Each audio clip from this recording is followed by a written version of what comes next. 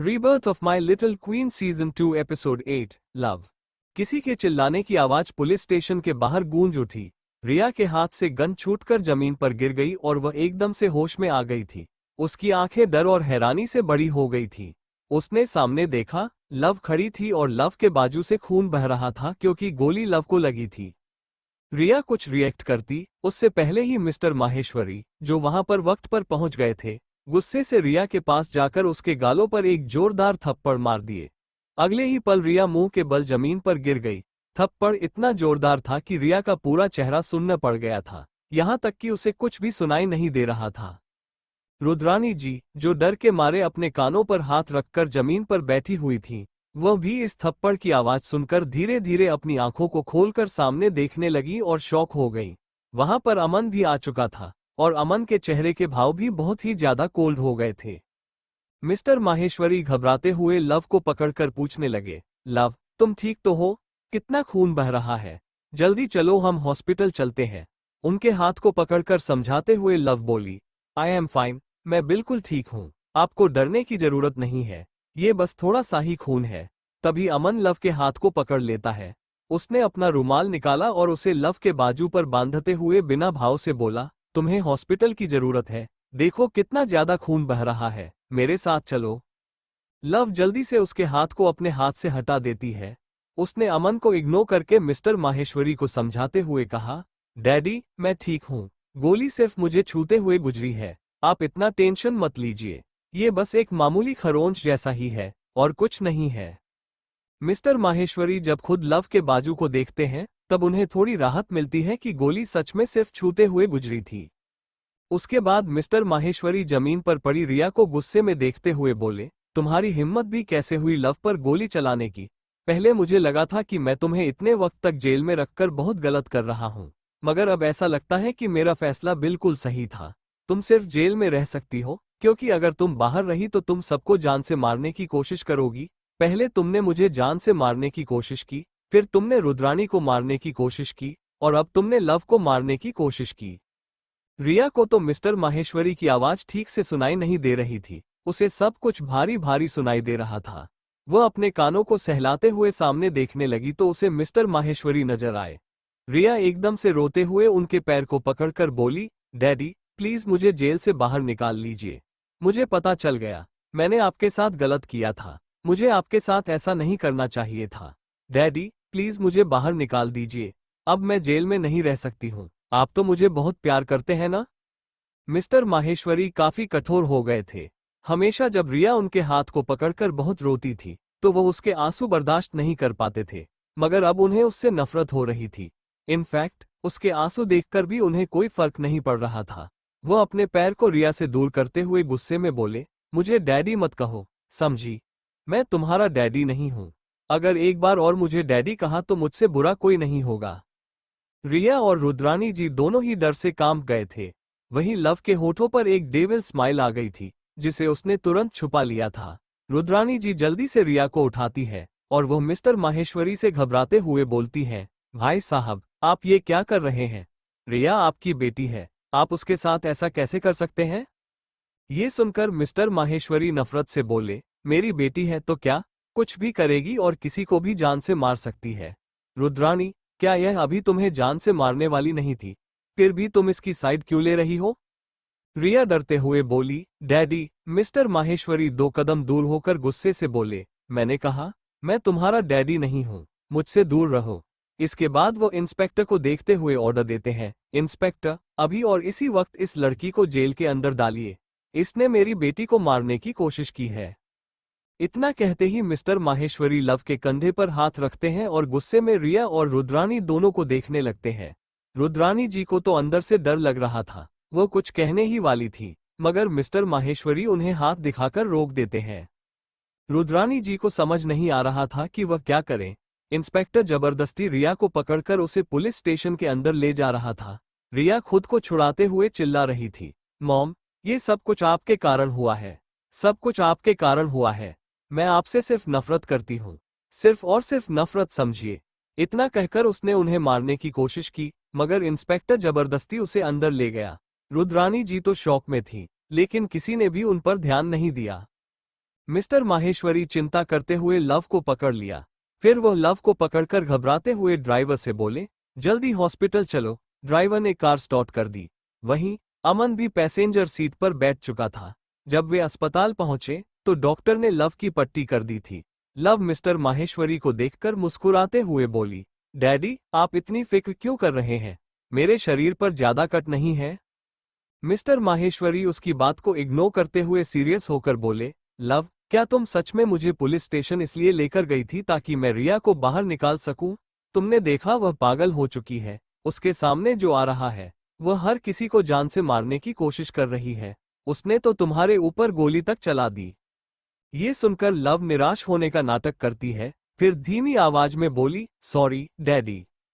Mister Maheshwari तुरंत उसे गले लगाकर बहुत ही प्यार से बोले, सॉरी बोलने की जरूरत नहीं है, तुम ठीक हो, ये काफी है। इतना कहते हुए वो उसे और भी कस के गले लगा लेते हैं। मिस्टर माहेश्वरी की आंखों में एक अजीब सा डर नजर आ रहा था और इसके साथ उनका बढ़ता हुआ प्यार अब लव के लिए एकदम से बदल चुका था। अमन ये सब कुछ बहुत ही गौर से देख रहा था और उसे कुछ गड़बड़ लग रही थी, मगर उसने एक शब्द भी नहीं कहा। जब मिस्टर माहेश्वरी अलग हुए तो अमन एकदम से आगे आते हुए मिस्ट्री भरी आवाज में बोला, लव, जब से तुम हमें मिली हो तुम सिर्फ कुछ वक्त ही माहेश्वरी परिवार में रुकी हो, वरना तो द्रांश के साथ ही थी। मैंने डैड से पता किया है कि तुमने और द्रांश ने काफी पहले शादी कर ली थी, लेकिन शादी ऐसे नहीं होती है, शादी रस्मों रिवाजों से होती है। मुझे नहीं लगता तुम दोनों की शादी को शादी माना जा सकता है। क्या तुम लोगों ने मंदिर में शादी की थी या कोर्ट मैरिज की थी? इतना कहते हुए वो अजीब नजरों से लव को देखने लगा। वहीं लव उसे गुस्से में घूर रही थी। मिस्टर माहेश्वरी भी अलर्ट हो गए थे। उन्होंने लव के कंधे पर हाथ रखकर थोड़ा हिचकिचाकर पूछा, लव, क्या सच में वह तुम्हें पसंद है? लव को अमन के ऊपर बहुत गुस्सा आ रहा था। शायद वो उसके इरादे भी समझ रही थी, मगर मुस्कुराते हुए उसने अमन से कहा, हमने सब किया है, हमारे पास हमारे मैरिज सर्टिफिकेट भी है। बड़े भैया, द्रांश ऑफिशियली आपका जीजा है। इतना कहते हुए उसकी मुस्कुराहट और भी ज्यादा बड़ी हो गई, मगर अमन ज्यादा रिएक्ट नहीं किया। मिस्टर माहेश्वरी को बहुत जलन हो रही थी कि लव द्रांश के बारे में बात कर रही थी। मिस्टर माहेश्वरी मन ही मन द्रांश के बारे में सोचते हुए बोले, चाहे जो हो जाए, अब कुछ दिन तक तो मैं मेरी बेटी को अपने पास रखूंगा। अगर मैंने डीएनए टेस्ट न कराया होता तो मुझे कभी पता ही नहीं चलता कि मेरी असली बेटी रिया नहीं बल्कि लव है। अब मैं लव को इतनी आसानी से कैसे किसी और को दे दूं? वो सिर्फ मेरी बेटी है। इतना कहते हुए उनके अंदर घमंड भर गया। फिर वह प्यार से लव के हाथ को पकड़कर बोले, लव, डैडी के पास रुक जाओ, मुझे तुम्हारे साथ वक्त बिताने का ज्यादा मौका ही नहीं मिला। हम दक्ष और दिव्य को भी बुला लेंगे। लव उन्हें मना करना चाहती थी, मगर मिस्टर माहेश्वरी के एक्सप्रेशन देखकर वो मना नहीं कर पाए। इस पर मिस्टर माहेश्वरी बहुत ही ज्यादा खुश हो गए थे। अमन के चेहरे पर भी एक मिस्ट्री भरी स्माइल आ गई थी। कुछ देर में वे माहेश्वरी विला पहुंच गए थे। जब से लव आई थी उसके आगे पीछे नौकरों की लाइन घूम रही थी। मिस्टर माहेश्वरी बहुत ही खुश थे और लव को समझ नहीं आ रहा था कि ऐसा क्यों हो रहा था। मिस्टर माहेश्वरी अपने स्लीव्स को चढ़ाते हुए खुश होकर बोले, आज मैं लव के लिए खुद अपने हाथों से खाना बनाऊंगा। इतना कहते हुए वह किचन की तरफ जाने लगे। मिसेज माहेश्वरी हैरानी से बोली, लव, ऐसा लगता है मुझे तुमसे जलना चाहिए, क्योंकि तुम्हारे डैडी कभी मेरे लिए भी जल्दी खाना नहीं बनाते। ये सुनकर लव हंस दी। पहली बार उसे इतना अच्छा लग रहा था, क्योंकि घर पर ना तो रुद्रानी थी और ना ही रिया। तभी लव को कुछ याद आया तो वो जल्दी से ऊपर जाते हुए बोली, मॉम, मैं बस 2 मिनट में आती हूँ। मेरे कपड़ों पर खून लगा है, मुझे इसे चेंज करना है। इतना कहते हुए वह चली गई। अमन ने आसपास देखा और जब वहां कोई नहीं था तो वह भी लव के पीछे चला गया। लव जैसे ही कमरे में पहुंची और किसी को कॉल करने वाली थी, तभी अचानक अमन ने उसका हाथ पकड़कर उसका चेहरा अपनी तरफ घुमा लिया। लव का चेहरा सर्द पड़ गया। उसने गुस्से में अपना हाथ छुड़ाते हुए कहा, यह क्या हरकत है? अमन बहुत ही आराम से बोला, लव, तुम किससे झूठ बोल रही हो? मैंने पता किया है, द्रांश ने तुमसे जबरदस्ती शादी की थी। तुमने डैड को क्या झूठी कहानी सुनाई? जरा सोचो, अगर मैं जाकर उन्हें सच बता दूं तो? लव घबराई नहीं, वो बहुत ही आराम से बिस्तर पर बैठ गई और अमन को देखते हुए डेविल स्माइल के साथ बोली, तो जाओ और जाकर बता दो। मैं भी देखती हूँ डैडी किसकी बातों पर ज्यादा भरोसा करते हैं। ये सुनते ही अमन के चेहरे के भाव बदल गए। वो गुस्से में बोला, लव, उसमें ऐसा कुछ भी नहीं है, तुम क्यों उसके पीछे पड़ी हो? वो कभी तुम्हारा ध्यान नहीं रख सकता। लव ने उसकी बात को अनसुना करते हुए कहा, बड़े भाई, बेहतर होगा आप मेरे कमरे से चले जाएं, मुझे आराम करना है। इतना कहकर उसने अमन को खुद ही कमरे से बाहर निकालकर दरवाजा बंद कर लिया। लव ने अपना फोन उठाकर द्रांश को कॉल किया, लेकिन उसने कॉल नहीं उठाया। इसके बाद वो शॉवर लेने चली गई। वहीं दूसरी तरफ किसी को भी नहीं पता था कि इस वक्त द्रांश कहाँ था। उसके बजाय ध्रुव आज कंपनी को संभाल रहा था। वो भले ही अपना काम कर रहा था, मगर उसके सामने लैपटॉप में एक वीडियो चल रही थी जिसमें स्वाति थी। ध्रुव उसे जुनून भरी नजरों से देख रहा था। उसने स्वाति के चेहरे को स्क्रीन पर छूते हुए ऑब्सेस्ड होकर कहा, बस कुछ दिन की दूरी है, फिर तुम मेरी बाहों में होगी। इतना कहते ही वो हंसने लगा। रात के 11 बजे बज चुके थे। द्रांश की कार उसके प्राइवेट विला के सामने रुकी। वो एक्सप्रेशनलेस भाव से बाहर निकला। उसकी आंखें ठंडी थीं, मगर उसकी शर्ट पर खून के निशान थे। जब वो अंदर पहुंचा तो उसने देखा कि घर पर कोई नहीं था। शॉवर लेने के बाद द्रांश ने नोटिस किया कि लव कहीं नहीं थी। जैसे ही वो नीचे आया, कपिल वहां मौजूद था। द्रांश के एक्सप्रेशन देखकर वो तुरंत समझ गया कि उसे क्या जानना है। वो जल्दी से घबराते हुए बोला, बिग बॉस, मैम इस वक्त माहेश्वरी मैंशन में है, उनके साथ दिव्य और दक्ष भी है। ये सुनकर द्रांश का चेहरा डार्क हो गया। वो बिना वक्त गंवाए खुद ही कार ड्राइव करते हुए वहां से निकल गया। कुछ ही देर में द्रांश माहेश्वरी मैंशन के बाहर पहुंच गया, लेकिन वह अंदर नहीं गया। इसके बजाय उसने बिना कोई भाव दिखाए माहेश्वरी मैंशन को देखा। लव इस वक्त खिड़की के पास खड़ी थी और बाहर देख रही थी। अचानक उसकी नजर बाहर खड़ी कार पर पड़ी तो उसकी आंखों में चमक आ गई। वो खुश होकर जल्दी से नीचे की तरफ भागी। अमन और मिस्टर माहेश्वरी टेरेस पर मौजूद थे और जैसे ही उन्होंने द्रांश को देखा, उनकी आंखें छोटी हो गईं। अमन गुस्से से अपनी मुट्ठी बंद कर बोला, डैड, पता नहीं क्यों, पर मुझे ऐसा लगता है कि लव द्रांश को पसंद नहीं करती। आई थिंक द्रांश जबरदस्ती उसे अपने साथ रख रहा है। ये कहते ही जैसे ही उसने नीचे देखा, उसकी बोलती बंद हो गई। मिस्टर माहेश्वरी ने भी पलटकर नीचे देखा तो उनकी आंखें गहरी हो गईं। लव तेजी से द्रांश के पास पहुंची और उसी वक्त द्रांश कार के बाहर निकल आया। लव जल्दी से उसके गले लग गई और खुश होकर बोली, तुम इतना लेट क्यों आए हो? मैंने तुम्हें कितने कॉल किए, पर तुमने एक भी कॉल रिसीव नहीं किया। ये कहकर वो गुस्से में नाराज हो गई। द्रांश ने उसकी कमर पकड़कर उसे उठाया। अब दोनों के चेहरे आमने सामने थे, उनकी नाकें एक दूसरे से छू रही थीं। लव अपने होठों को दबाते हुए द्रांश की आंखों में देख रही थी और उसे एक अलग ही नशा महसूस होने लगा। उसने धीरे से द्रांश का मास्क हटाया और अपने होठों को उसके होठों पर रखकर उसे किस करने लगी। द्रांश ने उसे कसकर पकड़ लिया, मगर उसने किस का जवाब नहीं दिया, बल्कि लव को करने दिया। इसी वक्त मिस्टर माहेश्वरी और अमन ने ये सीन देख लिया। मिस्टर माहेश्वरी को बहुत जलन हो रही थी। वहीं लव द्रांश को किस करने के बाद उसके दोनों गालों को पकड़कर धीमी आवाज में बोली, दिव्य और दक्ष सो चुके हैं, so let's continue this in the room. Dransh ने अपनी नजरें टेरेस की तरफ घुमाई और जैसे ही उसकी नजरें अमन और मिस्टर माहेश्वरी से मिली, उसने लव के होठों पर चूमते हुए कहा, but baby girl, I want more than this. I want to play with you on the bed all night long. ये सुनकर लव शर्माकर अपना सिर उसके कंधे में छुपा लेती है और द्रांश उसे एक हाथ से पकड़कर धीरे धीरे मैंशन की तरफ बढ़ने लगता है। मिस्टर माहेश्वरी दांत पीसते हुए कहते हैं, यह आदमी। तभी उनकी नजर द्रांश की नजरों से टकराती है और द्रांश के होठों पर एक चालाकी भरी मुस्कान आ जाती है। जैसे ही वे कमरे में पहुंचे, द्रांश ने लव को किस कर लिया। किस करते हुए दोनों सोफे पर आ गए। फिर अचानक द्रांश अलग हो गया और दूर चला गया, जिससे लव उसे उलझन में देखती रही। लव ने हैरानी से द्रांश का हाथ पकड़कर पूछा, तुम कहाँ जा रहे हो? लेकिन द्रांश ने उसके किसी भी सवाल का जवाब नहीं दिया। उसने लव का हाथ झटक दिया और वार्डरोब में जाकर कुछ ढूंढने लगा। लव को लगा कि वह नाराज हो गया था, इसलिए वो जल्दी से उसके पास गई और उसका हाथ पकड़ लिया, लेकिन द्रांश ने दोबारा उसका हाथ झटक दिया।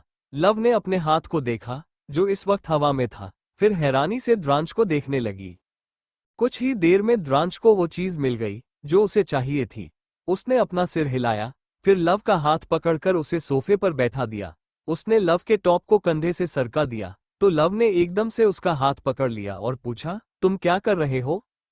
द्रांश उसे देखते हुए ठंडी आवाज में बोला, बेबी गर्ल, हाथ नीचे करो।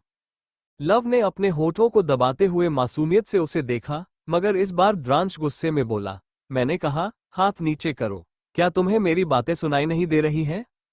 लव ने धीरे से अपना हाथ नीचे कर लिया। वो समझ चुकी थी कि द्रांश के तेवर क्यों बदल चुके थे। जैसे ही द्रांश ने उसका टॉप हल्का सा नीचे किया, उसे लव के बाजू के पास एक पट्टी दिखी। जैसे ही वो पट्टी खोलने लगा, लव ने एकदम से उसका हाथ पकड़ लिया और धीमी आवाज में बोली, कुछ देर पहले ही मैंने इसे बदल दिया था। ये सुनते ही द्रांश के हाथ रुक गए। उसने फर्स्ट एड बॉक्स को टेबल पर रख दिया और डोमिनेटिंग अंदाज में उसे देखते हुए कहा, तुम्हें क्या लगा था तुम मुझसे ये छुपा सकती हो? उसकी आवाज में गुस्सा साफ झलक रहा था। लव ने अपने मन में सोचा, मैं तो भूल ही गई थी। भले ही चोट मुझे लगे, मगर दर्द इसे होने वाला है, इसलिए मैं इससे अपनी कोई भी चोट छुपा नहीं सकती। आखिर यह कैसा कनेक्शन है? अगर मेरा दर्द सिर्फ मुझे होता तो द्रांश को कभी पता ही नहीं चलता कि मुझे कुछ हुआ है। इसका मतलब अब यह मेरे साथ रोमांस नहीं करने वाला। वो अपनी नाक को सहलाते हुए मासूमियत से द्रांश को देखने लगी, जैसे उससे ज्यादा मासूम इस पूरी दुनिया में कोई और हो ही नहीं सकता। द्रांश ने उसके गालों को जोर से दबाया और दांत पीसते हुए बोला, बेबी गर्ल, अगर तुम्हें लगता है कि मैं पिघल सकता हूं, तो ये बिल्कुल भी नहीं होगा। तुम मुझे क्या एक्सप्लेनेशन देने वाली हो? या फिर बताओ, तुम्हें ये चोट कहां से लगी? लव उसकी गोद में बैठ गई, मगर द्रांश ने उसे हटाने की कोशिश की। लव ने उसके गले में बाहें डाल ली और अपने गाल को उसके गाल से सटाते हुए बहुत प्यार से बोली, बेबी, इतना गुस्सा सेहत के लिए अच्छा नहीं है। क्या तुम्हें नहीं लगता कि मेरा प्यार तुम्हारे लिए कितना सच्चा है? तभी तो चोट मुझे लगती है और दर्द तुम्हें होता है। इसे ही तो सच्चा प्यार कहते हैं, और तुम भी तो मुझसे प्यार करते हो। इतना कहकर वह मुंह फुलाते हुए द्रांश को देखने लगी। द्रांश उसके चेहरे को गंभीरता से देखता रहा, फिर अचानक उसके हाथ को हटाते हुए ठंडी आवाज में बोला, in your dreams baby girl. ये सुनकर लव हैरान रह गई। उसने द्रांश के कॉलर को पकड़कर उसे अपनी तरफ खींचते हुए गुस्से में कहा, क्या कहा तुमने? तुम मुझसे प्यार नहीं करते। अगर प्यार नहीं करते तो मुझे अपने पास क्यों रखा? मुझसे जबरदस्ती शादी क्यों की? अगर ऐसी ही बात है तो मैं अभी जाकर डैडी से सब सच बता दूंगी कि मैंने उन्हें झूठी कहानी सुनाई थी कि हम एक दूसरे से पहले से प्यार करते हैं, ताकि वो तुम्हें आसानी से एक्सेप्ट कर ले। लेकिन अब जब तुम मुझसे प्यार नहीं करते तो मैं उन्हें सच बता दूंगी। इतना कहते ही वो खड़ी होने वाली थी, लेकिन द्रांश ने उसे अपनी बाहों में भर लिया और उसके गालों को कसकर पकड़ लिया। लव के होंठ हल्के से आगे आ गए थे और वो बहुत क्यूट लग रही थी। द्रांश ने अपनी डार्क नजरों से उसे देखा और फिर उसे गोद में उठा लिया। उसने लव को बेड पर पटकते हुए उसके ऊपर झुकते हुए कहा, सो जाओ। लव, जो पहले ही टेंशन में थी, उसने अचानक द्रांश के होठों पर हाथ रख दिया और मुंह फुलाते हुए कहा, क्या तुम सच में मुझसे प्यार नहीं करते? अगर प्यार नहीं करते तो मेरे साथ ये सब क्यों करते हो? क्या सिर्फ इसलिए कि तुम मुझे छू सकते हो? माहौल थोड़ा अजीब हो गया था। द्रांश उसकी आंखों में देखता रहा, फिर उसके पास लेटकर लव को अपने ऊपर खींच लिया। उसने सीलिंग को घूरते हुए ठंडी आवाज में कहा, सो जाओ। लव उठने की कोशिश कर रही थी, लेकिन द्रांश ने लाइट बंद कर दी और उसे कसकर पकड़ लिया। वो लव को बिल्कुल भी उठने नहीं दे रहा था। वहीं लव अब भी सोई नहीं थी। उसकी आंखें खुली हुई थीं और वह सामने की दीवार को देख रही थी। उसके दिमाग में इस वक्त अजीब अजीब सी बातें चल रही थीं। दूसरी तरफ अमन पागल हो चुका था। उसने अपने कमरे का सारा सामान तोड़ फोड़ दिया। अमन इस वक्त गुस्से से उबल रहा था। शीशे की ओर देखते हुए उसने चीखकर कहा, आखिर लव मेरी बात क्यों नहीं समझती? वो द्रांश के इतने करीब क्यों जा रही है? मैंने उसे प्यार से समझाया था कि उसे द्रांश के साथ नहीं रहना चाहिए, लेकिन वो मेरी बात मानने को तैयार नहीं है। इतना कहकर उसने गुस्से में अपनी आंखें बंद कर ली।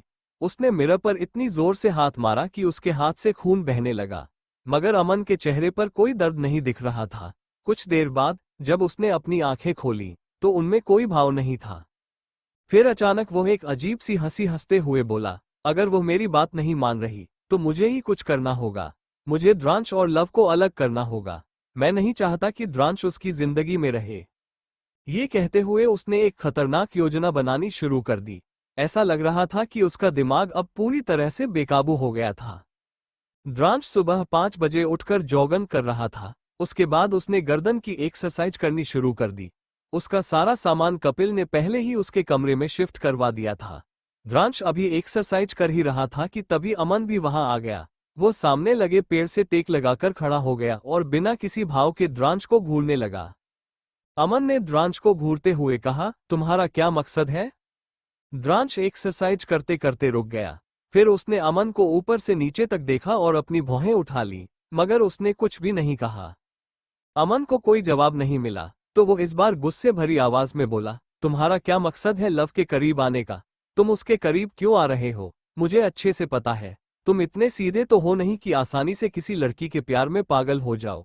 अगर तुम्हें इतना ही प्यार होता तो लव से जबरदस्ती शादी नहीं करते, एक इज्जतदार इंसान की तरह घर पर हाथ मांगने आते, मगर तुमने लव से जबरदस्ती शादी कर ली। द्रांश ने अब भी कोई जवाब नहीं दिया। उसने अपना टॉवल उठाया और अपने माथे पर आए पसीने को पोंछने लगा। उसकी इस हरकत से अमन काफी ज्यादा इरिटेट हो गया। उसने अपनी मुट्ठी बनाते हुए गुस्से में कहा, मैंने तुमसे कुछ पूछा है? लव की जिंदगी में तुम क्यों आए हो? क्या मकसद है तुम्हारा? अगर तुम उसे नुकसान पहुंचाना चाहते हो तो मेरी एक बात कान खोलकर सुन लो, मैं ऐसा कभी नहीं होने दूंगा। भले ही मुझे मरना ही क्यों न पड़े, लेकिन मैं तुम्हें लव को नुकसान पहुंचाने नहीं दूंगा। द्रांश ने उसे अजीब तरीके से मुस्कुराते हुए देखा, फिर वहां से जाने लगा। अमन लगातार गुस्से से उसकी पीठ को देखता रहा।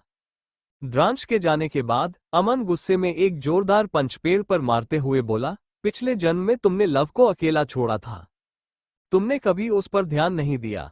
लव तुम्हारी बीवी थी, मगर तुम कभी उससे मिलने नहीं आए। आखिरी समय पर भी लव को तुम्हारी जरूरत थी, मगर तुम तब आए जब बहुत देर हो चुकी थी। उस वक्त मैं ज्यादा अलर्ट नहीं था और वह सब हो गया। मैं लव को बचा नहीं पाया, मगर इस बार लव ने रुद्रानी या रिया पर भरोसा नहीं किया, इसलिए मेरे लिए उसे प्रोटेक्ट करना मुश्किल नहीं है। लेकिन एक वक्त जरूर आएगा जब मैं तुम्हें लव की जिंदगी से बाहर फेंक दूंगा और तुम कुछ नहीं कर पाओगे। द्रांश रंधावा। अमन बहुत ही ज्यादा गुस्से में था, मगर उसने अपने गुस्से को काफी अच्छे से कंट्रोल किया हुआ था। उसने यह बात लव के सामने कभी जाहिर नहीं होने दी कि उसका भी पुनर्जन्म हुआ था। लव को बस एक बार ही अमन पर शक हुआ था, और वह था कॉलेज ट्रिप के दौरान, जब अमन ने उसकी सेफ्टी के लिए उसे एक खंजर दिया था। द्रांश शावर लेकर तैयार हो चुका था। उसने इस बार डार्क ग्रीन कलर का बिजनेस सूट पहना था। ये रंग उसने पहली बार पहना था क्योंकि इसे लव ने उसके लिए खरीदा था। पहली बार एक नए रंग में खुद को देखकर द्रांश संतुष्ट महसूस कर रहा था क्योंकि वो काफी हैंडसम लग रहा था। ठीक उसी वक्त लव भी उठ गई, मगर वो अभी तक पूरी तरह से जागी नहीं थी। द्रांश उसे देखकर उसके करीब गया और उसके हाथ को पकड़कर उसे उठाते हुए बोला, baby girl wake up. Love नींद भरी आवाज में उसे गले लगाते हुए बोली, बस थोड़ी देर और। द्रांश मुस्कुराया, फिर उसके माथे पर किस करते हुए उसे गोद में उठा लिया। उसने लव को वॉशरूम के स्लैब पर बैठाया, फिर उसके बालों को कान के पीछे करते हुए एक बन बनाने की कोशिश की, मगर उसे ठीक से बनाना नहीं आता था, इसलिए बन हल्का सा खुल गया। द्रांश ने टूथब्रश पर टूथपेस्ट लगाकर लव के चेहरे को अपनी तरफ घुमाते हुए कहा, baby girl open your mouth. Love अपने चेहरे को इधर उधर करने लगी। लव के गालों को द्रांश ने एकदम टाइट पकड़ लिया और जबरदस्ती उसके मुंह को खोलकर ब्रश कराने लगा। लव की आंखें अब पूरी तरह से खुल चुकी थीं। वो गुस्से में द्रांश को घूरने लगी। द्रांश ने हल्का सा पानी उसके चेहरे पर डालते हुए सर्द आवाज में कहा, जल्दी से शावर लो, वरना मुझे तुम्हें नहलाने में कोई दिक्कत नहीं होगी। इतना कहते ही उसके होठों पर एक शैतानी मुस्कान आ गई। उसकी मुस्कुराहट कुछ अजीब थी। लव के रोंगटे खड़े हो गए। वो जल्दी से स्लैब के नीचे उतर गई और द्रांश को धक्का देते हुए वॉशरूम से बाहर निकालकर दरवाजा बंद कर लिया। उसका दिल जोर से धड़क रहा था। वो अपने सीने पर हाथ रखते हुए खुद को शांत करने की कोशिश करती हुई बुदबुदाई, द्रांश अजीब क्यों लग रहा है मुझे आज? शायद मेरा वहम है। इतना कहते हुए उसने अपने सिर को झटका और ब्रश करने लगी। ब्रश करने के बाद लव ने शावर लिया और तैयार हो गई। उसने आज अनारकली सूट पहना था, जिसमें वह बेहद खूबसूरत लग रही थी। अचानक उसका फोन बजा। लव ने कॉल रिसीव की और तुरंत कान पर लगा लिया। दूसरी तरफ से केतु की आवाज आए, बॉस, आपने कहा था कि मुंबई में आदित्य दीक्षित आएगा, लेकिन हमारे लोगों को अभी तक वो कहीं नहीं मिला। ये सुनकर लव को याद आया कि दूसरे पुनर्जन्म से पहले जिस दिन वो और द्रांश मारे गए थे, उसी दिन आदित्य बाहर आया था। मगर ये सब दोबारा ना हो, इसलिए लव पहले ही द्रांश और बच्चों को लेकर दिल्ली वापस आ गई थी। उसने आदित्य को ढूंढने के लिए अपने कुछ लोगों को मुंबई में ही छोड़ दिया था। ये याद आते ही लव सोचते हुए बोली, अच्छे से चेक करो, कुछ दिन में शायद वह जरूर मिल जाएगा। और हाँ, तुम अभी अभी ठीक हुए हो, इसलिए थोड़ा आराम करो, बाकी काम राहु को संभालने दो। लव कॉल काटने वाली थी कि तभी केतु गंभीर आवाज में बोला, हमने अथर्व पर भी नजर रखी है, उसके खिलाफ कई सबूत मिले हैं। ये सुनते ही लव की आंखों में एक चमक आ गई। मुस्कुराते हुए उसने कहा, उन सबूतों को संभाल कर रखो, उसे बर्बाद करने का सही वक्त अभी आया नहीं है। इतना कहकर उसने कॉल काट दी। लव ने गहरी सांस लेते हुए खुद से कहा, रुद्राणी, रिया और अथर्व के साथ जो चौथा इंसान मुझे मारना चाहता था, वो अभी भी रहस्यमयी है, पर ज्यादा दिन वो छिप नहीं पाएगा। ये सोचते हुए वो रूम से बाहर चली गई। नीचे का माहौल थोड़ा अजीब था। द्रांश, मिस्टर माहेश्वरी और अमन तीनों सोफे पर बैठे थे। मिस्टर माहेश्वरी और अमन द्रांश को जानलेवा नजरों से देख रहे थे, जबकि द्रांश बेहद आराम से ब्लैक कॉफी पीते हुए अपने फोन में कुछ कर रहा था।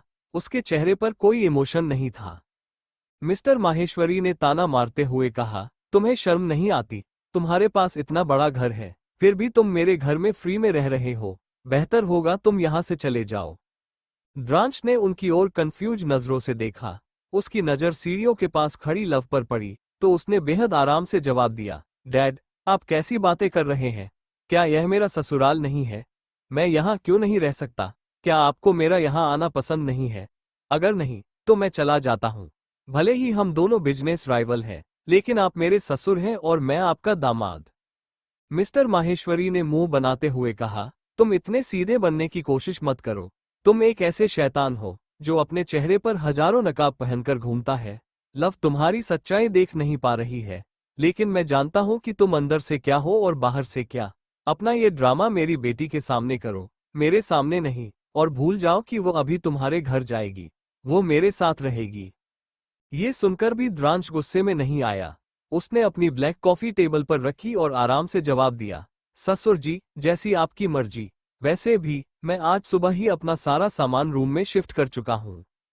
ये सुनते ही मिस्टर माहेश्वरी और अमन के चेहरे के भाव बदल गए। उसी वक्त मिसेज खुशी ने द्रांश से कहा, द्रांश, मैंने तुम्हारे लिए अपने हाथों से खाना बनाया है, चलो जल्दी से कुछ खा लो। द्रांश ने सिर हिलाया और खड़ा हो गया। ये देखकर मिस्टर माहेश्वरी को जलन होने लगी। उन्होंने बड़बड़ाते हुए कहा, जब तक मेरी बेटी वापस नहीं आ जाती, तब तक कोई कुछ नहीं खाएगा। लव ये सब खड़े खड़े देख रही थी। उसने थोड़ा टेंशन में कहा, ऐसा लगता है द्रांश और डैडी के रिश्ते अभी तक ठीक नहीं हुए हैं, मुझे कुछ करना पड़ेगा। लव धीरे धीरे नीचे आ गई। मिस्टर माहेश्वरी उसे देखकर खुश हुए और उसे गले लगाते हुए प्यार से पूछने लगे, क्या तुम्हें भूख लगी है? दिव्य और दक्ष कहाँ है? लव मुस्कुराते हुए जवाब दी, वो अभी सो रहे हैं। इतना कहने के बाद उसकी नजर द्रांश पर पड़ी, जो उसे जलती हुई नजरों से देख रहा था। द्रांश की जलन को देख मिस्टर माहेश्वरी के चेहरे पर शैतानी मुस्कान आ गई। वे जानबूझकर लव का हाथ पकड़ते हुए प्यार से बोले, बेटा चलो, मैं आज तुम्हें अपने हाथों से खाना खिलाऊंगा। लव को जबरदस्ती अपने साथ ले जाते हुए वे द्रांश की जलन को और बढ़ा रहे थे। ये सब देखकर अमन के होठों पर भी एक शरारती मुस्कान आ गई। माहौल में बढ़ती टेंशन को देख मिसेज माहेश्वरी स्थिति संभालने की कोशिश करने लगी। मिस्टर माहेश्वरी गले को साफ करते हुए द्रांश से कहने लगी, द्रांश, जल्दी आओ। द्रांश धीरे धीरे डाइनिंग टेबल की ओर आया। वह लव के पास बैठना चाहता था, लेकिन मिस्टर माहेश्वरी उसे कोई मौका नहीं दिए।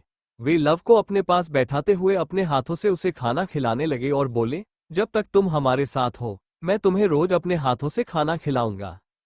द्रांश कुछ नहीं खा रहा था, वो सिर्फ लव और मिस्टर माहेश्वरी को देख रहा था। ये देखकर मिस्टर माहेश्वरी चिढ़ गए और ताने मारते हुए बोले, दामाद जी, कुछ खा क्यों नहीं रहे? मेरी पत्नी ने बड़े प्यार से खाना बनाया है और यह स्वादिष्ट है। मुझे यकीन है ऐसा खाना आपने पहले कभी नहीं खाया होगा। वैसे भी मुझे दान करने का शौक है। मिस्टर माहेश्वरी के इन शब्दों का इशारा साफ था। वे द्रांश को ये जताना चाह रहे थे कि यह खाना उसे दान में दिया जा रहा है, न कि दामाद के अधिकार से। मगर हैरानी की बात यह थी कि द्रांश को फिर भी गुस्सा नहीं आया, बल्कि उसकी मुस्कान और गहरी हो गई। लव ये देखकर घबरा गई। उसने मन में सोचा, यह इतना ज्यादा क्यों मुस्कुरा रहा है? डैडी इसकी बेइज्जती कर रहे हैं, फिर भी यह ऐसा क्यों कर रहा है? शायद ये गुस्से में मुस्कुरा रहा होगा। जल्दी से लव ने मिस्टर माहेश्वरी का हाथ पकड़कर पानी पिया और फिर हल्की सी मुस्कान के साथ कहा, डैडी आप खाइए, मेरा पेट भर गया है। इतना कहते ही वह अपनी कुर्सी से उठकर द्रांश के पास बैठ गई।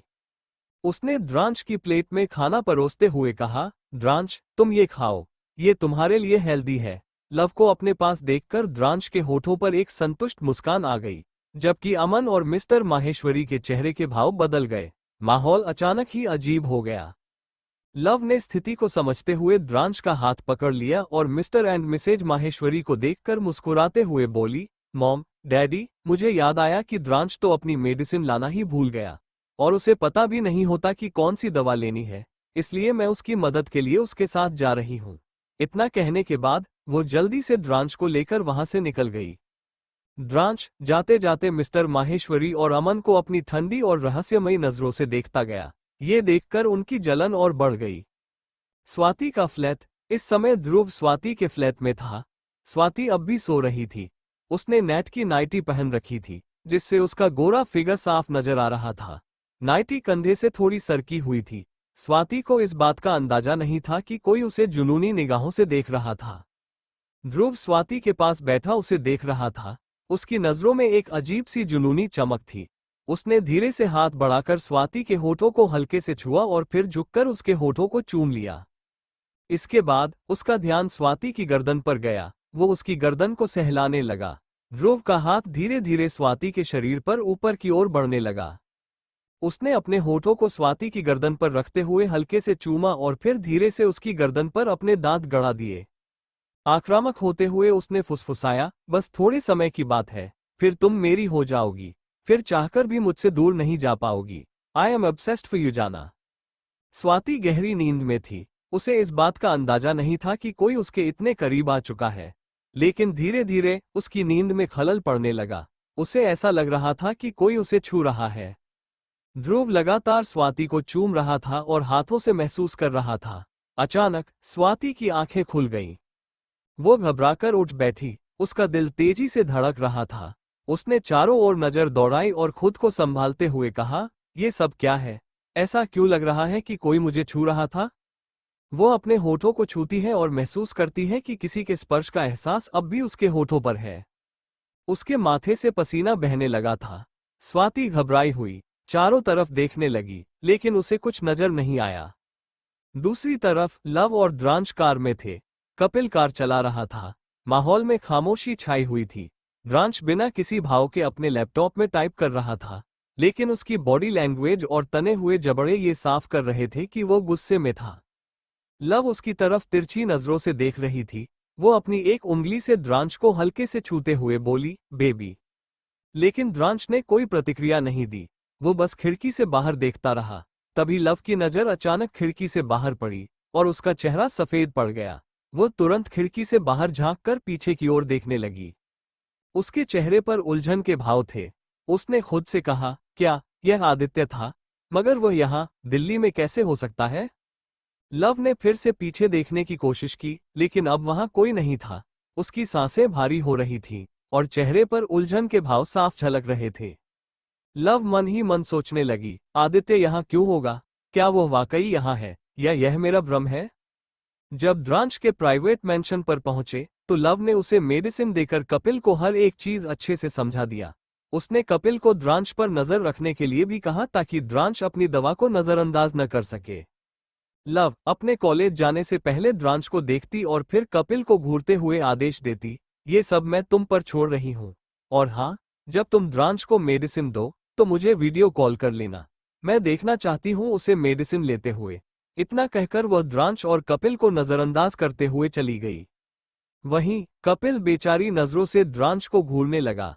द्रांश उसे गुस्से में देखते हुए अपनी कार में बैठ गया।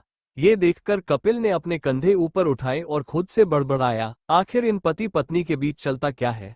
मुझे तो कुछ भी समझ नहीं आता।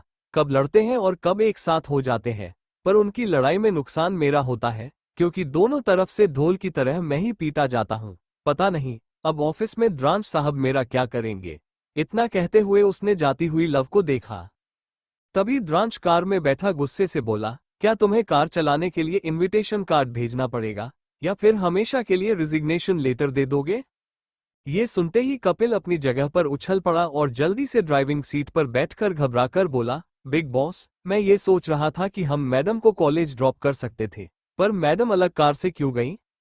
द्रांश उसे गुस्से में घूरने लगा तो कपिल चुप हो गया और जल्दी से कार ड्राइव करके वहां से निकल गया।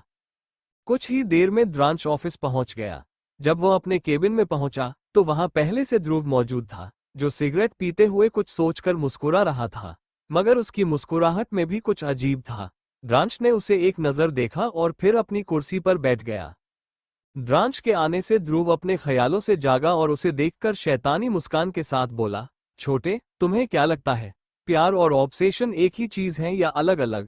इतना कहते हुए उसने अपने हाथ में पकड़ी सिगरेट को घूरना शुरू कर दिया। उसकी आंखों के सामने बार बार स्वाति के गुलाबी होंठ और उसका गोरा बदन आ रहा था, जिसे वह चाहकर भी भूल नहीं पा रहा था। स्वाति के बिना रहना उसके लिए बहुत मुश्किल हो रहा था। द्रांश ने पेपर वेट उठाकर उसे गोल गोल घुमाया, फिर बिना इमोशंस के ध्रुव को देखा, मगर उसने कोई जवाब नहीं दिया।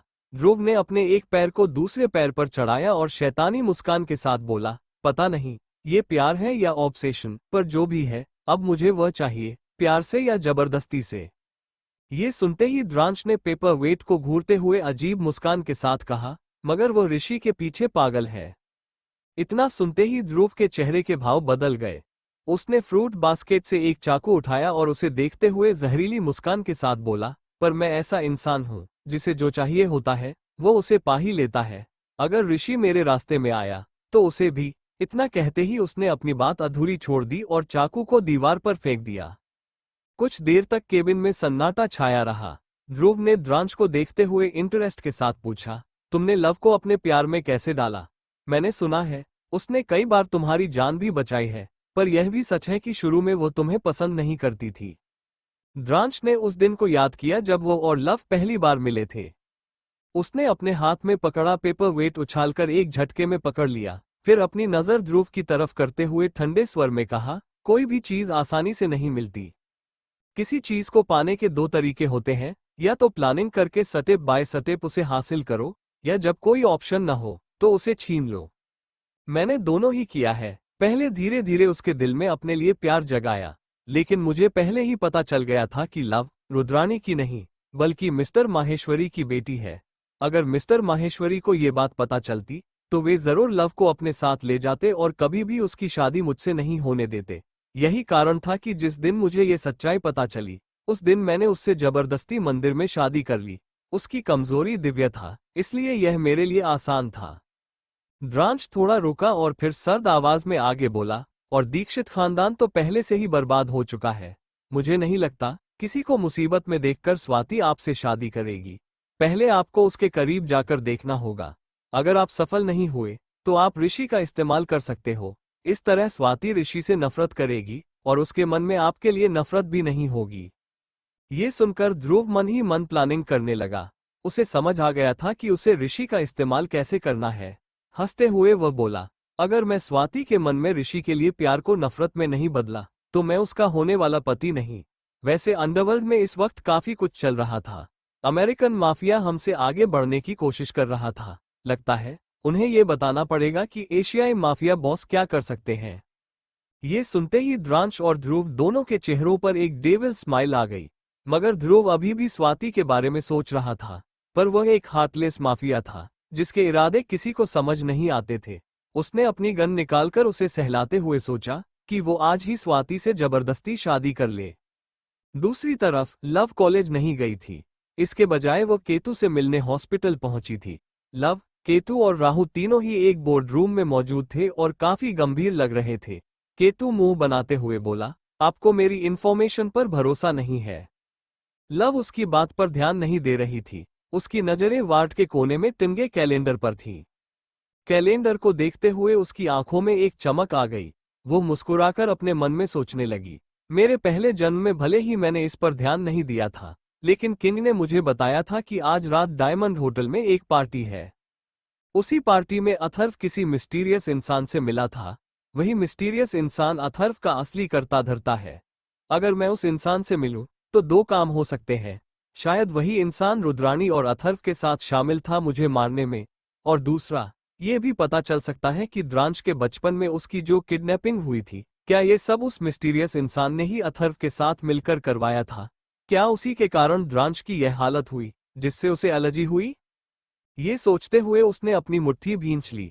वो अपनी जगह पर खड़ी हो गई और मुस्कुराते हुए राहु से कहा, राहु, आज रात डायमंड होटल में एक पार्टी है, क्या तुम्हें इसके बारे में कुछ पता है? राहु हैरान होकर बोला, बॉस, आपको कैसे पता चला? हमने तो अभी तक आपको कुछ बताया ही नहीं। हमें तो अभी इनविटेशन मिला है, लेकिन आपने ही कहा था कि आपको फालतू लोगों से मिलने में कोई इंटरेस्ट नहीं है, इसलिए हमने इसके बारे में आपको नहीं बताया। लव गुस्से में बोली, भले ही मैंने कहा था, लेकिन तुम्हें बताना चाहिए था। हम आज रात उस पार्टी में जाने वाले हैं। ये सुनकर केतु कुछ सोचकर बोला, मगर यह पार्टी मास्क पार्टी है। ऐसी पार्टियों में बहुत सारे गलत काम होते हैं और कई गैंगस्टर, ड्रग डीलर या ऐसे लोग आते हैं जो बहुत पावरफुल होते हैं। यही नहीं, इसमें एक पार्टनर ले जाना कंपलसरी होता है। लव ने उसकी बात को नजरअंदाज करते हुए कहा, हाँ, तो बस जाने की तैयारी करो। मुझे उस इंसान के बारे में जानना है जिससे आज अथर्व मिलेगा। और हाँ, किसी को भी कानो कान खबर नहीं होनी चाहिए कि हम इस पार्टी में जा रहे हैं। सबकी नजरों में, केतु, तुम हॉस्पिटल में रहो और राहु तुम्हारा ध्यान रखेगा। और जहां तक मेरी बात है, तो मैं डैडी से कह दूंगी कि मैं स्वाति के घर पर हूं। ये कहते हुए लव की आंखों में एक अलग सी चमक थी। शाम के 6 बजे थे और डायमंड होटल में पार्टी पहले ही शुरू हो चुकी थी, लेकिन ज्यादा लोग नहीं आए थे। इस वक्त केवल वही लोग आए थे जो ड्रग का काम कर रहे थे। लव, राहु और केतु पहले ही वहां पहुंच चुके थे, लेकिन वे लोग अपनी कार में थे। लव सीरियस होकर हर एक चीज को देख रही थी। भले ही सब कुछ नॉर्मल लग रहा था, लेकिन वह साफ पहचान पा रही थी कि बाहर खड़े लोग नॉर्मल नहीं थे, बल्कि वे अंडरवर्ल्ड से जुड़े लोग थे। तभी उसकी नजर एक जाने पहचाने चेहरे पर पड़ी और वह हैरान हो गई। उसने मन में बोला, स्वाति यहाँ पर क्या कर रही है? तभी उसने देखा कि स्वाति के बगल में ऋषि खड़ा था। उसकी आंखें छोटी हो गईं। स्वाति ने व्हाइट कलर का वन पीस ड्रेस पहना था, उसके बाल खुले थे, हल्का सा मेकअप किया हुआ था और वो बहुत खूबसूरत लग रही थी। स्वाति ऋषि का हाथ पकड़े हुए थी और बहुत खुश नजर आ रही थी। स्वाति के चेहरे पर एक्साइटमेंट थी। उसने मन में सोचा, मुझे विश्वास नहीं हो रहा कि मैं अपने सपनों के राजकुमार ऋषि के साथ एक पार्टी में पार्टनर बनाकर जा रही हूँ। शायद मैं लाइफ पार्टनर भी बन जाऊंगी। भगवान जी, प्लीज मेरी विश जल्दी पूरी करो। इतना कहते हुए स्वाति खुश हो गई। वे दोनों इनविटेशन कार्ड दिखाते हुए अंदर चले गए। लव अब अपनी वॉच में टाइम देख रही थी। कार में थोड़ा अंधेरा था, इसलिए यह नहीं दिखाई दे रहा था कि उसने क्या पहना था, बस उसकी चमकीली और खूबसूरत आंखें दिख रही थीं। फिर उसने दूसरी तरफ देखा। अचानक होटल के एंट्रेंस के पास कई कार रुक गईं और गार्ड चारों तरफ से कार को घेरने लगे। जब गार्ड ने बैक सीट का दरवाजा खोला, तो एक आदमी कोट के बटन लगाते हुए बाहर निकला। उसने मास्क पहना हुआ था और ऊपर से लॉन्ग कोट भी पहना था। उसकी पर्सनैलिटी बहुत ही डोमिनेटिंग थी और उसकी जहरीली नजरें चारों ओर चीजों को स्कैन कर रही थीं। दूसरी कार से भी एक और हैंडसम आदमी निकला, जिसने लॉन्ग कोट पहना हुआ था और चेहरे पर मास्क था। उसकी पर्सनैलिटी पहले वाले से भी ज्यादा डोमिनेंट थी। जिस आदमी की पर्सनैलिटी ज्यादा डोमिनेंट थी, वो 3 फीट की दूरी पर अपने गार्ड्स के साथ चल रहा था। वो कब अंदर चला गया, किसी को पता भी नहीं चला। लव अचानक एंट्रेंस की तरफ देखने लगी। उसने पहले वाले आदमी को देखकर खुद से कहा, यह आदमी मुझे जाना पहचाना क्यों लग रहा है। इतना कहते हुए उसने गौर से देखा। फिर उसकी नजर उस आदमी की पीठ पर पड़ी और एक पल के लिए उसका दिल तेजी से धड़कने लगा। लव के दिमाग में एक आदमी का चेहरा घूम रहा था और वो चेहरा ध्रुव का था। वो मन ही मन बोली, कोई हैरानी की बात नहीं, यह आदमी अंडरवर्ल्ड से जुड़ा हुआ है, तभी तो हर कोई उसे मारना चाहता है। वो सोच ही रही थी कि तभी उसने टाइम देखा और पाया कि 7 बज चुके थे। लव को अंदाजा नहीं था कि ध्रुव अकेला नहीं आया था, उसके साथ कोई और भी था। जैसे ही वो कार से बाहर निकली, सभी की नजरें उस पर थम गईं। लव ने रेड कलर का ड्रेस पहना था, जो उसके घुटनों तक था। उस पर नेट का भी काम किया गया था। ये ड्रेस शोल्डरलेस थी और लव के बाल खुले हुए थे। गले में एक पेंडेंट था, जो दिखने में सिंपल था, लेकिन उसमें ट्रैकर लगा था। उसकी आंखें आज कुछ ज्यादा ही चमक रही थीं, क्योंकि उसने लेंस पहने थे, जो आसपास की चीजों को रिकॉर्ड करने के लिए डिजाइन किए गए थे। केतु ने अपने कोट के बटन लगाते हुए उसका हाथ पकड़ा और दोनों धीरे धीरे होटल के अंदर की ओर बढ़ने लगे।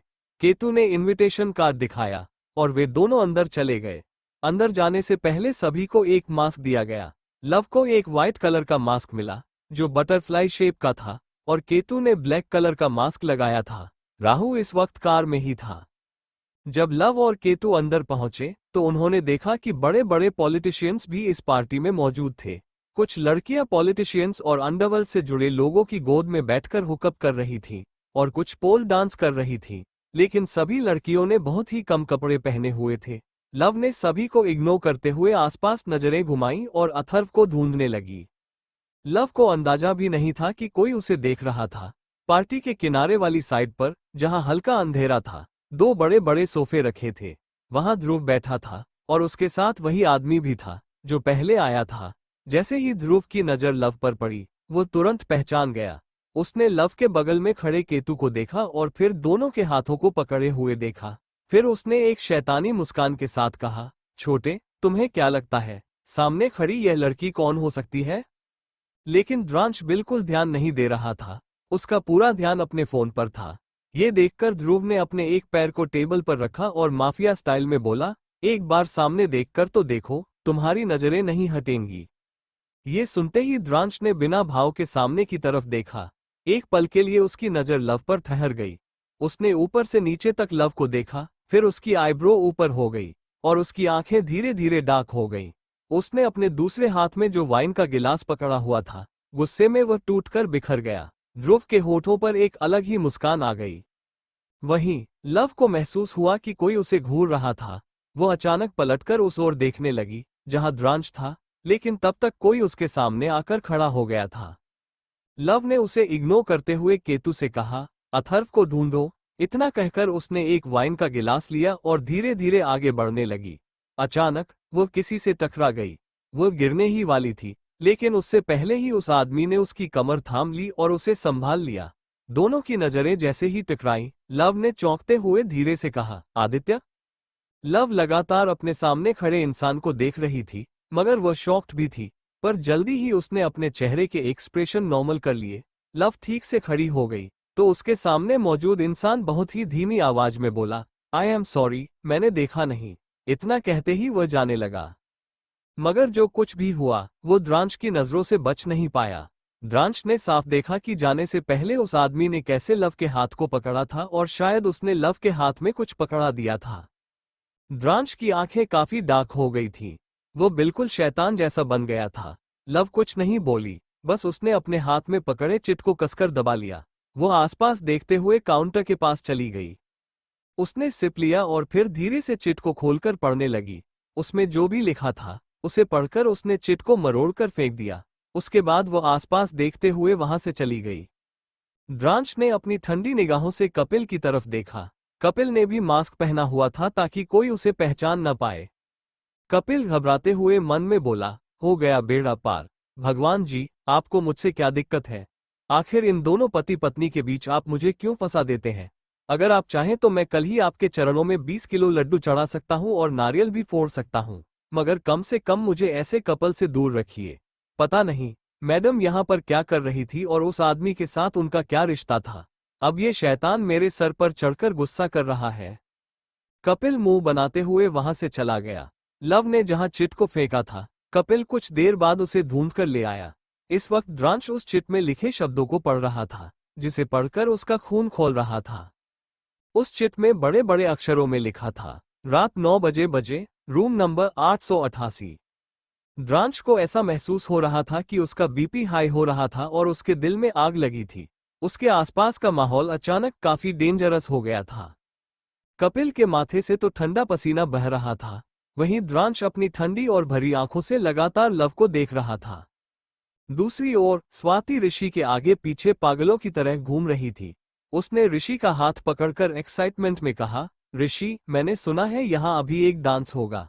मुझे भी डांस करना है, तुम मेरे साथ डांस करो ना, प्लीज। ऋषि, जो यहाँ किसी और काम से आया था, इरिटेट होकर अपना हाथ झटकते हुए बोला, अगर इस पार्टी में एक पार्टनर की जरूरत न होती तो मैं तुम्हें कभी नहीं लाता। मेरा दिमाग खराब मत करो। मैं यहाँ सिर्फ एक इम्पोर्टेंट काम के लिए आया हूँ, न कि तुम्हारे साथ डांस करने। अब दोबारा मुझे परेशान मत करना। इतना कहते ही ऋषि स्वाति को अकेला छोड़कर दूसरी तरफ चला गया। उसे जाते हुए देखकर स्वाति की आंखों में आंसू आ गए। फिर खुद को दिलासा देकर वो बोली, शायद सच में वह ज्यादा बिजी है और मैंने उसे परेशान कर दिया। उसने मुझे बताया भी था कि वह मिस्टर रंधावा की मेडिसिन बनाने के लिए एक ड्रग ढूंढ रहा है, इसलिए यहाँ पर आया है। अगर मैं ज्यादा परेशान करूंगी तो उसका काम बिगड़ जाएगा। इतना कहते हुए वो खुद को शांत कर चुकी थी। फिर मुंह बनाकर बोली, पर मुझे तो डांस करना है, मैं किसे अपना पार्टनर बनाऊं? वो इधर उधर हर लड़के को देखने लगी, पर सारे लड़के उसे ठरकी टाइप लग रहे थे। स्वाति की नजर जैसे ही ध्रुव पर पड़ी, उसने तुरंत फैसला कर लिया कि वह उससे बात करेगी। ध्रुव ने मास्क पहन रखा था, इसलिए स्वाति उसे पहचान नहीं पाई, लेकिन ध्रुव का शांत और फोन पर कॉन्सेंट्रेशन रवैया उसे बाकी लड़कों से अलग लगा। स्वाति ने मन ही मन सोचा, यह इंसान तो इज्जतदार और संस्कारी लगता है, बाकी लोगों की तरह लड़कियों के साथ चिपका हुआ भी नहीं है। ये सोचकर वो तुरंत ध्रुव के पास चली गई। ध्रुव को महसूस हुआ कि कोई उसके पास खड़ा है, तो उसने नजरें उठाकर स्वाति को देखा। स्वाति ने उम्मीद भरी नजरों से उसे देखते हुए हाथ जोड़कर कहा, प्लीज मेरे साथ डांस कर लो, प्लीज प्लीज प्लीज, तुम जो कहोगे मैं करने को तैयार हूं, बस मेरे डांस पार्टनर बन जाओ। ध्रुव की आंखों में एक शैतानी चमक आ गई। उसके आसपास खड़े गार्ड्स सहम गए, क्योंकि ध्रुव ऐसा इंसान नहीं था जो डांस या किसी के साथ नॉर्मल बातचीत करता। लेकिन इस बार ध्रुव बहुत इंटरेस्ट के साथ स्वाति को ऊपर से नीचे तक घूरते हुए बोला, really, will you do anything? Swati ने उसकी इस नज़र को नोटिस नहीं किया। वह खुशी से बोली, हाँ, जो तुम कहोगे। ध्रुव ने दोबारा उसे सिर से पैर तक देखा और फिर उसकी आंखों में घूरते हुए एक शैतानी मुस्कान के साथ बोला, okay, so you spend a dirty night with me and become Mrs Dhruvanshit Randhawa. ये सुनकर स्वाति के होश उड़ गए। वो चिल्लाई, क्या? उसकी आंखें डर और गुस्से से भर गई थीं। ध्रुव के गार्ड तक सकते में थे। सबसे ज्यादा हैरान तो कपिल था, जो गिरते गिरते बचा। उसने मन ही मन सोचा, मुझे तो लगा था कि छोटा भाई ही पागल है, मगर बड़ा भाई तो उससे भी आगे निकला। दोनों एक ही थाली के चट्टे बट्टे हैं। कितनी आसानी से स्वाति को रात बिताने को बोल दिया, वह भी जानते हुए कि स्वाति ऋषि के पीछे पागल है। अब तो चाहे जो हो, स्वाति को ध्रुव सर का होने से कोई नहीं रोक सकता। स्वाति गुस्से में बोली, मैंने तुम्हें यहाँ मौजूद हर लड़के से कंपेयर किया और सोचा कि तुम सबसे ज्यादा संस्कारी हो, मगर तुम तो इतने घटिया निकलोगे, ये मैंने कभी नहीं सोचा था। ध्रुव ये सुनकर जोर से हंसने लगा। उसकी हंसी इतनी डरावनी थी कि स्वाति कांप गई। ध्रुव ने उसे घूरकर अजीब लहजे में कहा, संस्कारी? ये शब्द ध्रुव रंधावा की डिक्शनरी में नहीं है। अगर तुम मेरी बात नहीं मान सकती तो यहां से जा सकती हो। स्वाति ने उसे गुस्से से देखा और बोली, तुम जैसे इंसान की शक्ल देखना तो दूर, तुम्हारे साथ डांस करना भी मुझे गवारा नहीं है। इतना कहकर वह वहां से भाग गई, मगर ध्रुव उसे जाते हुए एक ठंडी मुस्कान के साथ देखता रहा। पार्टी अपने शबाब पर थी। हर कोई या तो रूम्स में डील कर रहा था या डांस फ्लोर पर मस्ती में था। इस बीच द्रांश, ध्रुव और कपिल एक प्राइवेट रूम में एक खतरनाक डील कर रहे थे। यह कोई नॉर्मल डील नहीं थी, बल्कि आर पार की थी। कुछ देर बाद द्रांश और ध्रुव रूम से बाहर निकले। द्रांश के हाथ में एक गन थी और ध्रुव की शर्ट पर खून के धब्बे थे। ध्रुव ने अपनी शर्ट पर लगे खून को हल्के से पोंछते हुए द्रांश को देखा और मुस्कुराया। फिर उसने अपने बालों में हाथ फेरते हुए रूम से बाहर कदम रखा। वहीं द्रांश ने अपनी गन कपिल की तरफ फेंक दी और धीमे कदमों से आगे बढ़ने लगा। हाल में वापस आते ही द्रांश ने देखा कि डांस फ्लोर पर जोड़े थिरक रहे थे। वो सीधे अपनी जगह पर जाने ही वाला था कि उसकी नजर लव पर पड़ी। लव इस वक्त डांस फ्लोर पर थी और उसके साथ कोई और नहीं बल्कि आदित्य था। ये देखकर द्रांश की आंखें लाल हो गईं। आदित्य ने लव की कमर पर हाथ रखा हुआ था और लव के दोनों हाथ आदित्य के कंधों पर थे। आदित्य ने हल्के से लव के करीब आकर कहा, तुम मुझे बहुत शिद्दत से ढूंढ रही थी, पर तुम्हें कैसे पता चला कि मैं जिंदा हूं? आदित्य ने लव का हाथ पकड़कर उसे गोल गोल घुमाया। गोल गोल घूमने के बाद वह वापस आदित्य के करीब आए और उसके सीने पर हाथ रखते हुए सख्त लहजे में बोली, मेरे ध्यान को भटकाओ मत। मुझे बस इतना जानना है कि दिव्य और दक्ष के फादर कौन है। अब यह मत कहना कि तुम्हें कुछ भी नहीं पता, क्योंकि मैं जानती हूं कि तुम्हें अच्छे से पता है। आदित्य लव की बात सुनकर थोड़ा चौंका, लेकिन फिर हल्की मुस्कान के साथ बोला, क्या तुम्हें यही सब जानना है? मैंने तुम्हें 9 बजे रूम नंबर 888 में बुलाया था। लव ने उसके सीने पर हाथ फेरते हुए गुस्से में उसका कॉलर पकड़ लिया और दांत पीसते हुए बोली, पर मुझे अभी और यही जवाब चाहिए। और सुनो, ज्यादा करीब आने की कोशिश मत करना, क्योंकि मेरा हस्बैंड यही है। अगर तुम्हारे कारण उसने मेरे साथ कुछ किया तो इसका बदला मैं तुमसे जरूर लूंगी। आदित्य हैरानी में बोला, तो क्या तुम अपने हस्बैंड को भी साथ लाए हो, सिर्फ ये जानने के लिए कि तुम्हारे बच्चों का फादर कौन है? और सबसे बड़ी बात, तुम्हें कैसे पता चला कि दिव्य और दक्ष तुम्हारे बच्चे हैं? लव ने चिढ़कर कहा, डीएनए टेस्ट से। और मैंने वो टेस्ट क्यों कराया, यह मत पूछो। बस मुझे सीधे सीधे दिव्य और दक्ष के फादर का नाम बताओ। आदित्य ने चारों तरफ नजर घुमाई, लेकिन उसे ऐसा कोई नहीं दिखा जो लव का हस्बैंड हो। उसने लव को फिर से गोल गोल घुमाया और तभी उनके पार्टनर बदल गए। लव, जो पहले से ही गुस्से में थी, अब दूसरे शख्स के साथ डांस कर रही थी। डांस के दौरान दूसरा शख्स उसके करीब आते हुए धीमे से बोला, तुम मेरे साथ एक रात क्यों नहीं बिताती? मैं तुम्हें मुंह मांगी कीमत दूंगा। डांस के बाद सीधे रूम नंबर 162 में आ जाना। लव उसकी बात सुनकर पहले तो चौंकी, लेकिन फिर एक हल्की मुस्कान के साथ मन ही मन बोली, मैं तो अथर्व को ढूंढ रही थी, लेकिन ये खुद ही मेरे पास आ गया। कोई बात नहीं, आज इसका आखिरी दिन होगा, भले ही मुझे यह न पता चले कि इसका असली पार्टनर कौन है। डांस के दौरान अथर्व बार बार लव को छूने की कोशिश कर रहा था। लव ने गुस्से में अपनी एड़ी उसके पैर पर दे मारी। अथर्व दर्द से तड़प उठा और चिल्लाया, आह। ठीक उसी वक्त पार्टनर फिर से बदल गए और लव वापस आदित्य के पास आ गई। इस बार आदित्य ने बिना कुछ कहे अपना सिर झुकाया और धीरे से लव के कान में कुछ कहा। उसकी बात सुनते ही लव चौंक गई और अपनी जगह पर पत्थर की तरह जम गई। उधर आदित्य ने कुछ परछाइयों की ओर देखा। उसकी नजर ठंडी पड़ गई और वह तुरंत वहां से गायब हो गया। लव अब भी वहीं खड़ी थी, जैसे उसे किसी ऐसी सच्चाई का पता चला हो जिस पर यकीन करना मुश्किल था। द्रांश, जो अब तक लव को देख रहा था, उठकर खड़ा हो गया। इस बीच लव ने देखा कि अथर्व एक कमरे की ओर जा रहा था। वह भी चुपचाप उसके पीछे चली गई। अथर्व जैसे ही अपने कमरे में पहुंचा, उसने अपने बालों में हाथ फेरा और मुस्कुराते हुए बोला, आज तो मेरी लॉटरी लगने वाली है।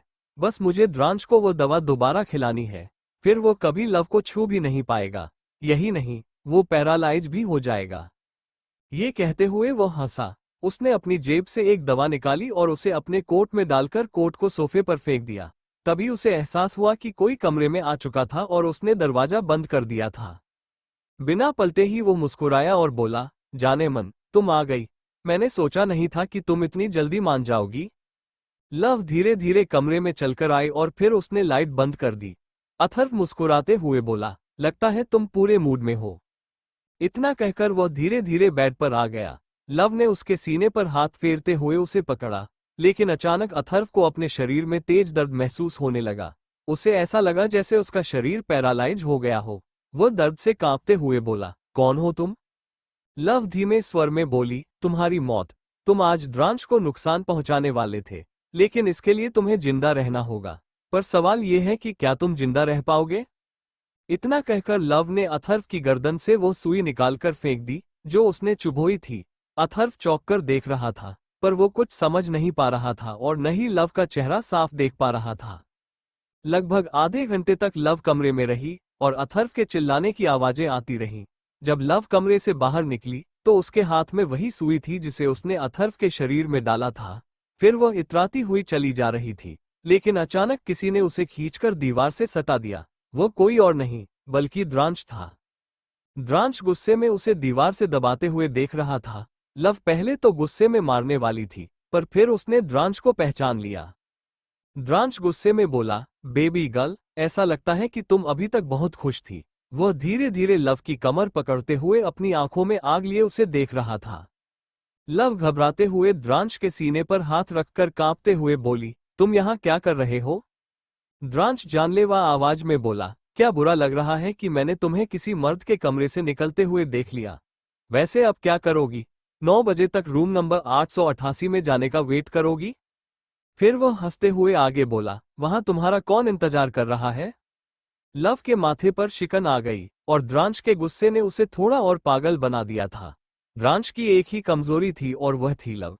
उसे बर्दाश्त नहीं था कि लव उसके अलावा किसी और को देखे, मगर यहाँ तो काफी कुछ हो गया था जिससे द्रांश ने अपना आपा खो दिया। लव कसकर उसकी शर्ट पकड़ते हुए बोली, बेबी, हम कहीं और चलकर बात करते हैं, ये जगह सही नहीं है। द्रांश कुछ कहता उससे पहले ही उसे अथर्व के चिल्लाने की आवाज सुनाई दी। द्रांश की आंखें गहरी हो गईं और लव ने अपनी आंखें कसकर बंद कर लीं। Thank you for listening. मुझे उम्मीद है आपको ये स्टोरी पसंद आई होगी। अगर आपको पसंद आई है तो प्लीज़ लाइक और कमेंट करना ना भूलें और मोर स्टोरीज के लिए सब्सक्राइब करें। मिलते हैं नेक्स्ट वीडियो में।